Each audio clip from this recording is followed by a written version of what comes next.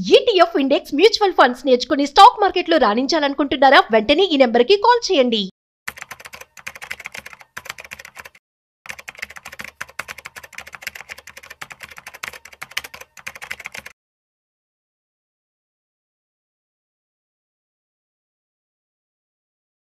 ఒక breaking news. ఇప్పుడే అహ్మదాబాద్ దగ్గర ఎయిర్ ఇండియా ఎయిర్ క్రాఫ్ట్ అనేది కుప్పకూలి. ఇందులో చాలా మంది ప్రాణాలు కోల్పోయారు. 242 మంది బ్యాడ్లీ బర్న్ట్ కాలిపోయారనమాట. ఇది ఒక చాలా బాధాకర విషయం అని చెప్పుకోవాలి. At the same time air India stocks కావచ్చు, ఎయిర్ ఇండియాకి సంబంధించినటువంటి బిజినెస్ అనేది ఎలా ఉండబోతుంది ఏంటి అనేది ఇవాళ మనతో చెప్పడానికి స్టాక్ మార్కెట్ ఎక్స్పర్ట్ శ్రీరామచంద్రమూర్తి గారు మనతో ఉన్నారు. సో వారి మాటలో మరింత సమాచారం అడిగి తెలుసుకుందాం. సో హాయ్ సార్, నమస్తే. నమస్తే అండి సార్. ఈ విషయం చాలా బాధాకరం అని చెప్పుకోవాలి.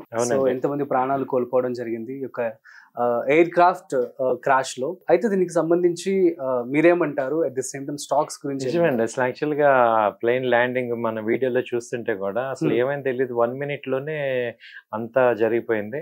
గాలిలో ప్రాణాలు అదే జరిగిపోయింది. చాలా వరకు ఏమవుతుందంటే ఎయిర్ క్రాఫ్ట్ ఇప్పుడు లాస్ట్ 10 years నుంచి ప్రైవేట్ ఎయిర్లైన్స్ వచ్చాక ఈ యొక్క సెక్యూరిటీ కానీ మెయింటెనెన్స్ కానీ చాలా బాగా తీసుకుంటున్నారు.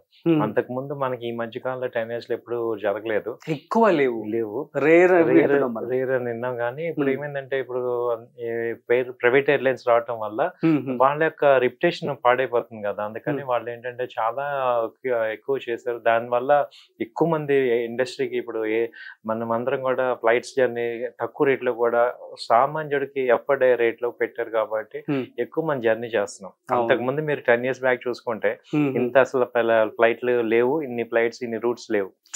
బట్ ఇలాంటిది ఏమవుతుందంటే ఇలాంటి సంఘటనలు జరగడం వల్ల కొంత అపనమ్మకం అయితే వస్తుంది. నిజంగా మనం ఫ్లైట్ లో జర్నీ చేయాలంటే కంఫర్ట్స్ ఉన్నాయి కానీ at the same time risk కూడా చాలా ఎక్కువ. ఇదేంటంటే ఏ మాత్రం తేడా వచ్చినా మొత్తం అందరికీ కూడా ఎఫెక్ట్ అయిపోయే సిచ్యువేషన్ జరుగుతుంటాయి. అవును.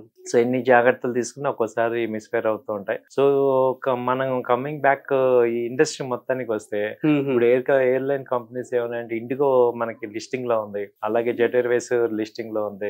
సో వీటన్నిటికీ ఏమవుతున్నాయంటే ఆ షేర్స్ కొంత ఎఫెక్ట్ అయ్యే అవకాశాలు అయితే ప్రెసెంట్ ఒక పానిక్ లాగా వచ్చే అవకాశాలు ఉన్నాయి. అవునా? బట్ ఓవరాల్ గా అంత ఇన్సిడెంట్స్ ఏంటంటే ఇప్పుడు ట్రైన్ యాక్సిడెంట్ అయిందని ట్రైన్ మానలేం కదా, ఉన్న అవే కాబట్టి అదే బాధ జరిగిన వెంటనే అందరి మనసులో వచ్చే ఒక భయమే. అది భయమే.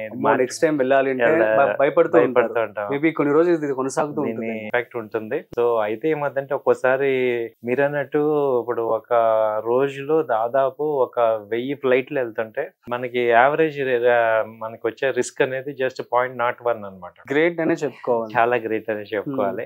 సో ఎప్పుడో జరుగుతాయి ఒక్కోసారి, అవి బ్యాడ్ డేస్ అనుకోవాలి.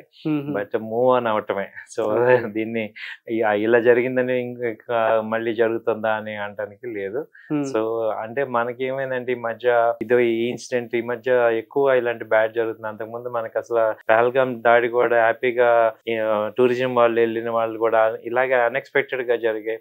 సో ఈ మధ్య ఇలాంటివి ఏమవుతున్నాయంటే ఇండియాని ఒక రకంగా ఏదన్నా పట్టి పీడిస్తున్నట్టు అనిపిస్తుంది ఒక గ్రోత్ ని. సో ఇవన్నీ కరోనా కావచ్చు, కరోనా గ్రోత్ ని ఇబ్బంది పెట్టే సంఘటనలు ఇవి. సో ఇండస్ట్రీ కూడా ఇప్పుడు అక్కడ టూరిజం ఎలా అయితే ఎఫెక్ట్ అయ్యి అంత ఇప్పటిదాకా బాగున్న టూరిజం, ఒక మంచి రెవెన్యూ వచ్చే టూరిజం సడన్ గా ఆగిపోయింది చిన్న బ్యాడ్ న్యూస్ తో.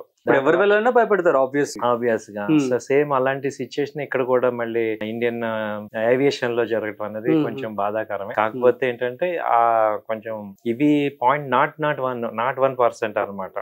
చాలా రేర్ గా జరుగుతాయి కాబట్టి ఎవరు పెద్దగా టెన్షన్ అవ్వాల్సిన అవసరం లేదు. సో నెక్స్ట్ ఫ్లైట్లు మామూలుగానే వెళ్తాయి. Super sir, thank you so much.